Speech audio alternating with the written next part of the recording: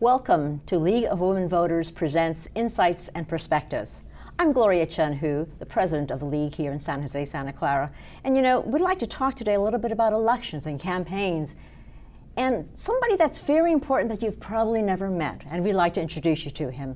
And that is Barry Garner, our guest today, who is the Registrar of Voters for Santa Clara County. Welcome, Barry, to LWV Presents. Well, thanks for having me. I bet a lot of people don't know what a Registrar of Voters is, what he does, and why it's so important, and structurally who he reports to. And I know you're part of the county government, right? Yes.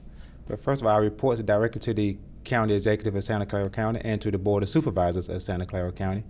One of the main roles of the Registrar of Voters is to oversee the election process throughout the county, which involves in containing polling locations, finding poll workers, training poll workers, designing the ballots, and also designing the sample ballots we send to all the voters. All those processes goes into place in order to conduct a successful election. A lot of pieces to it, and what probably most people don't really appreciate is not only is it a lot of pieces that you've already described, but you're doing it for all the cities and towns in this county. And how many are there that you're preparing for? Yes, we do it for 15 cities in Santa Clara County. Not only do it for 15 cities, we do it in 5 different languages. and we had, in the past election, had over 103 ballot styles in 5 languages, equals up to almost 2,000 different ballots we had in Santa Clara County. And you've got to keep that all straight and make sure it goes to the right people too, which is really That is a huge organizational task. That is correct. Of course, you've got a wonderful staff to support you, but all those polls, they're not supported. They're not staffed by full-time ROV staffers, are they? No. They are staffed by wonderful volunteers. One thing is I always tell the story that people work at the polls not doing it for the money. They're doing it because of love of their state, their country, and their town, and their city, because they enjoy the democratic process. And we have a wonderful set of poll workers. This past election, we had over 4,000 poll workers working in the 695 precincts. We're thinking we need to recruit probably another 2,000 for the general election, so probably have over 6,000 poll workers from all different nationalities, ages, different languages. So it's an impressive. So for every election, you have to hire and train 6,000 people. That is correct. That's an amazing task in and of itself. Yes. And to keep it all straight. And tell us a little bit about you've come to us, you're our new Registrar of Voters, relatively speaking. You came here, last December.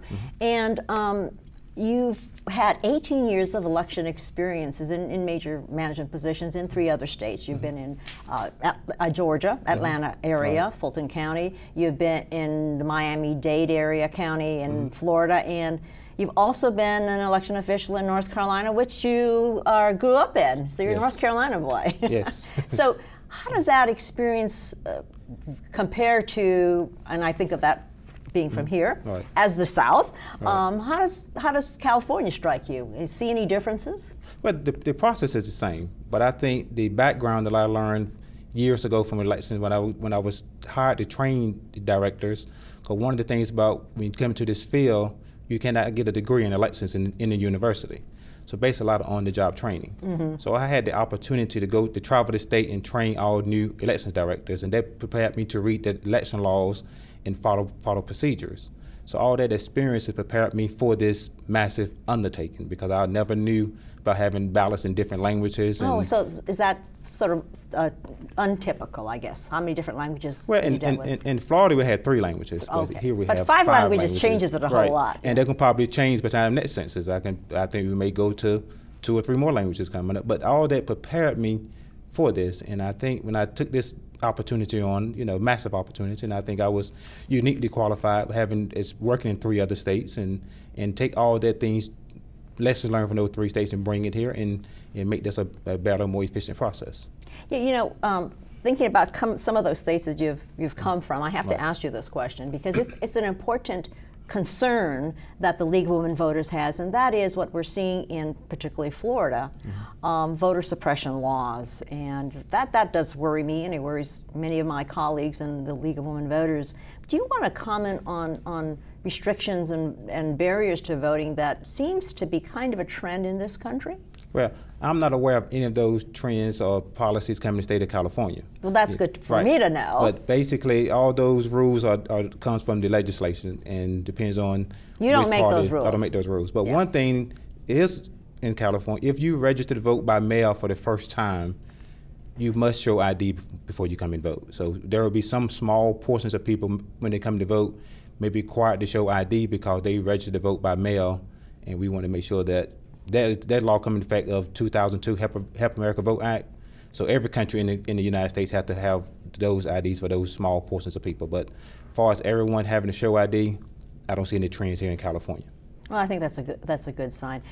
Speaking about an important thing that you just mentioned, which is vote by mail. It used to be called absentee ballots, which were a very small percentage. Now, vote by mail is a very large percentage, particularly in this county. Can you tell us a little bit more about that? How many people vote by mail? Right.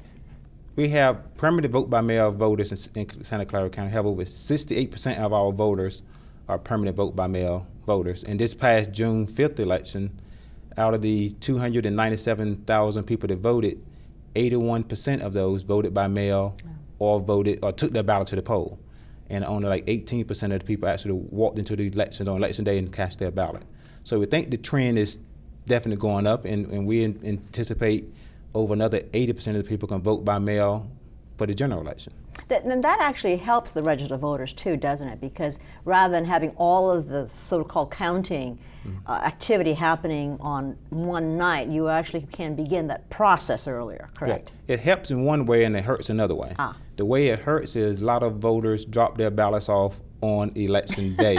I'm guilty, I'm one of those. and that doesn't do us any good because it can take, we still have to verify the signatures before we can count it. And that's but they why are counted, are they? They are counted, right. Not? But it may take us Wednesday, Thursday, Friday of that week to count them. And that definitely played a role this past election when we had the cigarette tax election, when it was kind of close statewide. That's right, 20,000 votes. Right, and it took the state of California almost 2 weeks, some counties, because of the vote by mail being dropped off on election day. So what we're doing in Santa Clara County, we tried this past election to have some drop-off centers so people can drop their ballots off this Saturday, Sunday, Monday before the election, so we can get as many counted Tuesday night as possible. And hopefully so the message here is if you are a permanent registered vote by mail voter, try to get it in at least earlier. Yes. So you can get the process of verification done sooner. That is correct. We would like to have it in no later than Monday, but we understand. Okay, so how many people, what percentage of voters are guilty like me and they actually bring their vote by mail ballot to the election poll? Like I said, out of the 237,000 people that voted, we think of about 50% of those people dropped their ballots out. Really? That's a high percentage. On Tuesday. We had more people, matter of fact, on election day, we had 48,000 people went and voted in the precinct, had over 150,000 drop their ballot off. So almost 2 to 1 dropped it off rather than voting. But maybe part of it is they like going to the polling place. There's something very special and American about going to the polling place to some respects. Right, and I think some people like to wait till the last minute just in case there are no last minute surprises. That's true. But so the June elections went well? Went extremely well. And are you all set for November?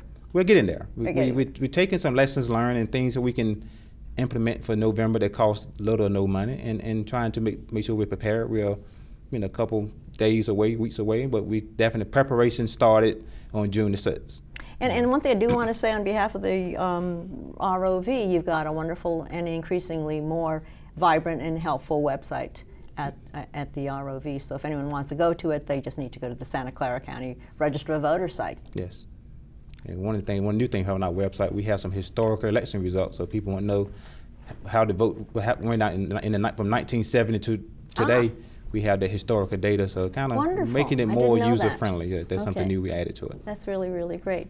So, Barry, one last thing you would tell voters to do, be sure to do, we've got some deadlines ahead if they haven't registered or if they've moved, right? They need to. The most important thing is also, of course, it's to register, but if you have moved since the last time you voted, please update your address because that can make the process go much smoother.